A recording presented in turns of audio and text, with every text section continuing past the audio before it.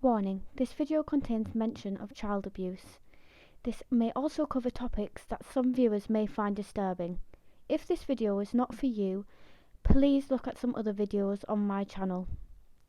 I will also be talking about a true crime case. It is all information I have collected from the internet and I mean no harm to anyone involved, as well as the families. Thank you. Hi everyone, I am back. Today we are going to be talking about an urban legend that kind of came true in a true crime story and kind of links. I'll get to that further on, but for the moment we're going to be talking about the Red Room Curse. So, let's get into it.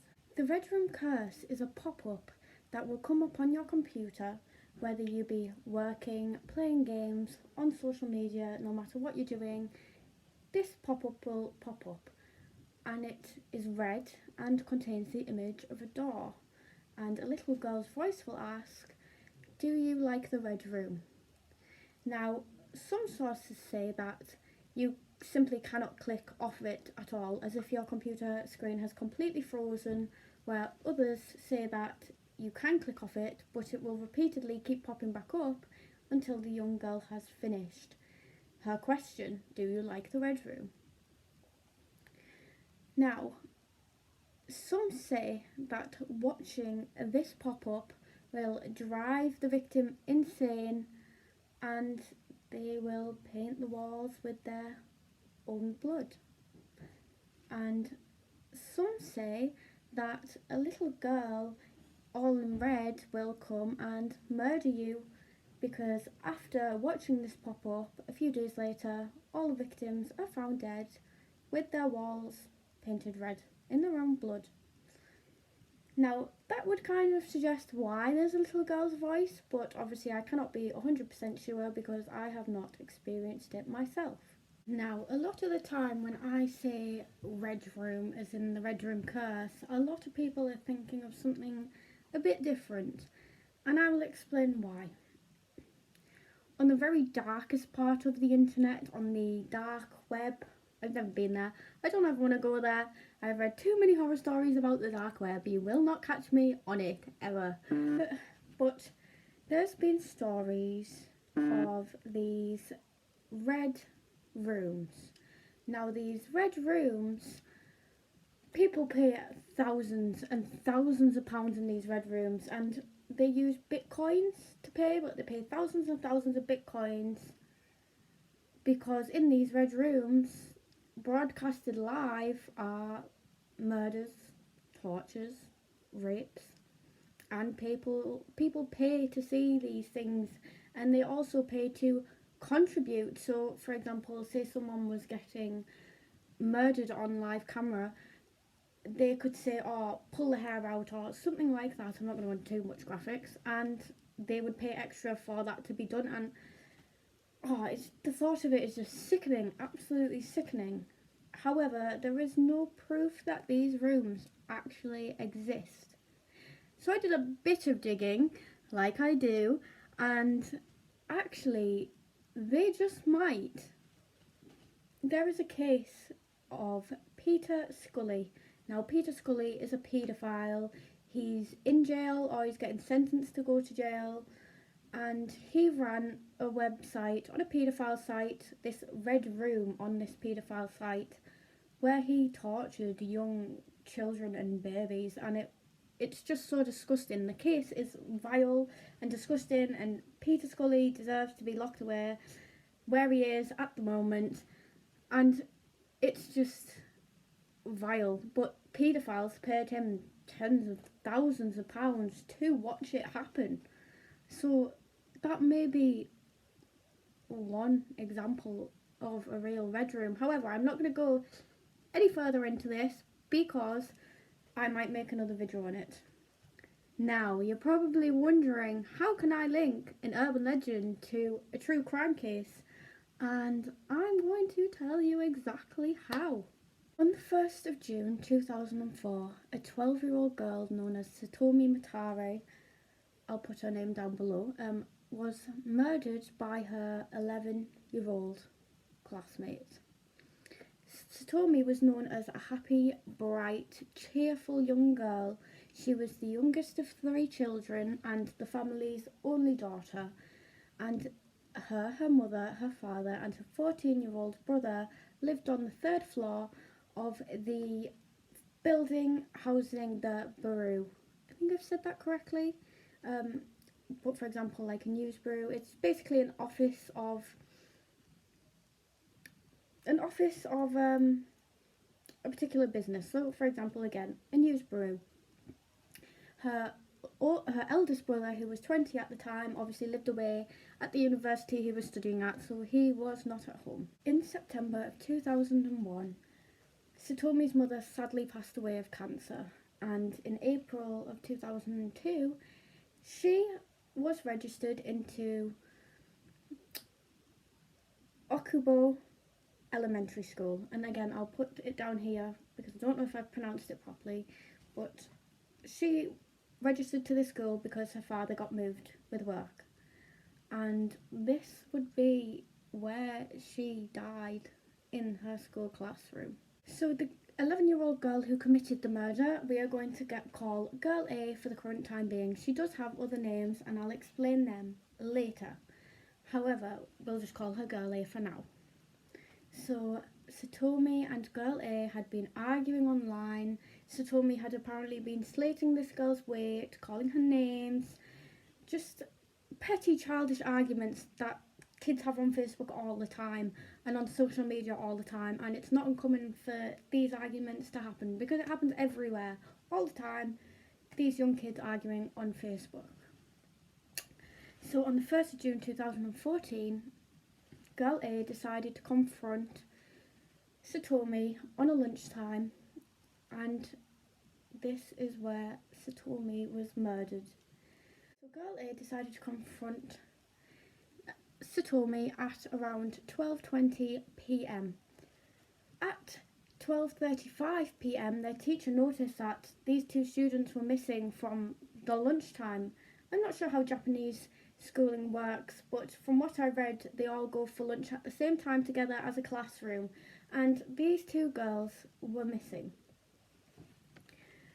And suddenly Girl A appears covered in blood, and I mean absolutely drenched in blood. I'll post a photo down here, but as you can see in the photo, she was drenched in blood. Her teacher asked her, where's all this blood come from? Have you hurt yourself? What's wrong? And casually, Girl A said, oh, the blood's not mine.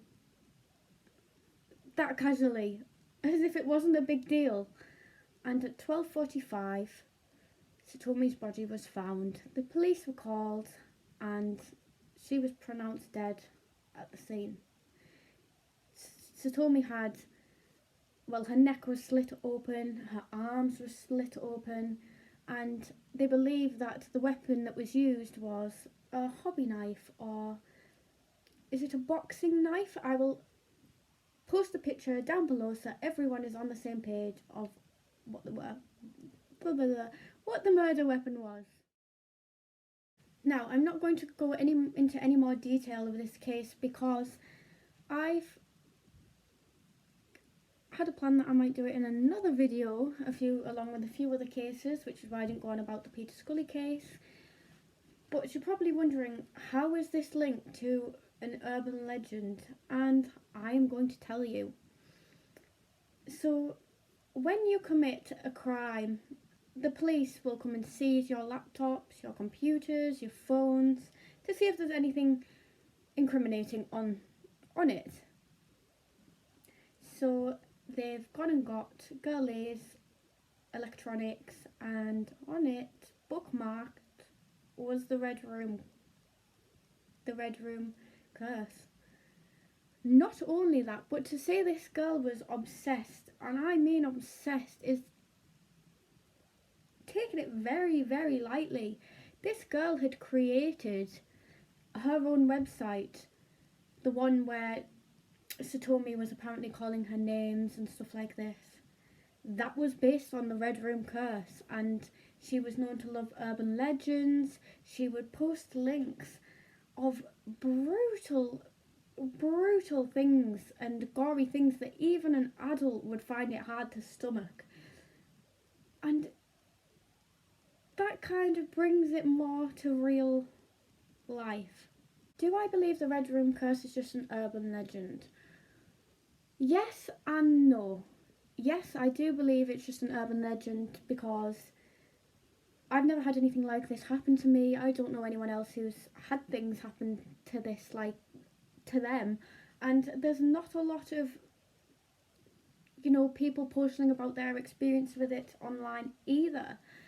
So it's hard to determine if it is actually true because nobody really has seen it. If you have seen anything like this, please let me know below. I'm more than interested and I'd love to hear your stories, but other than that, there's not much about it anywhere.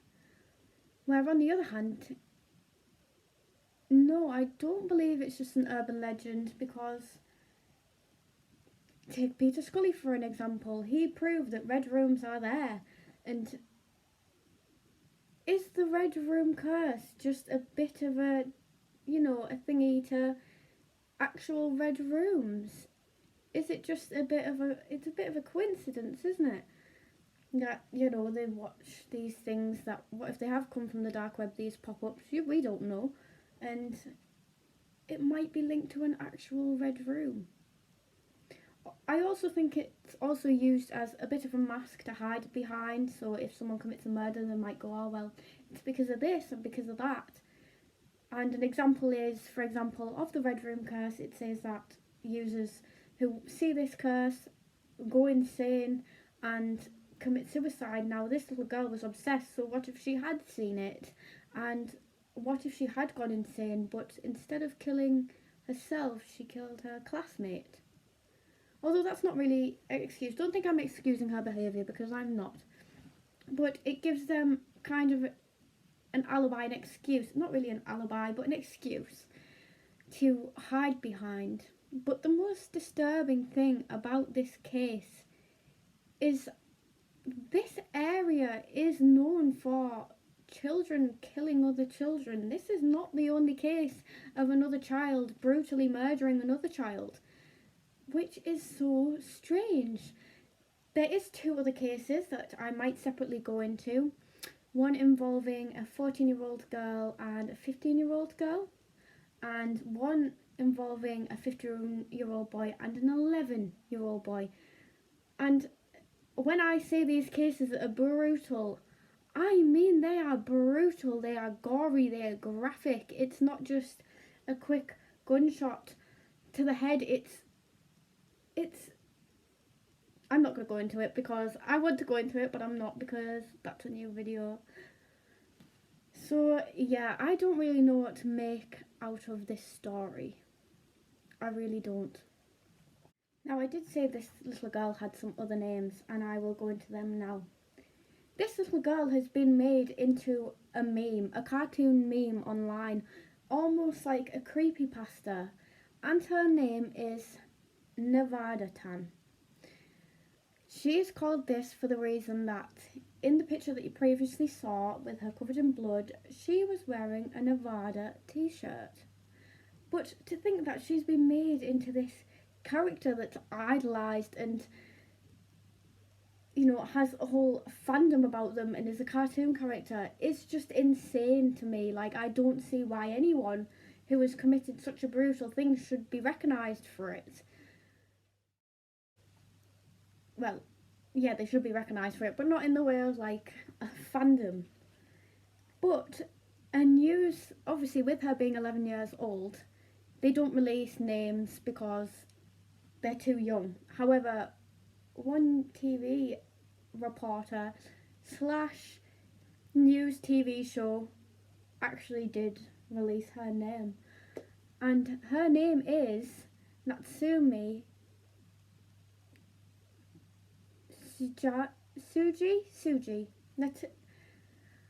Natsumi Suji. And I think that's right. I'm going to put it down here so you can see for yourself.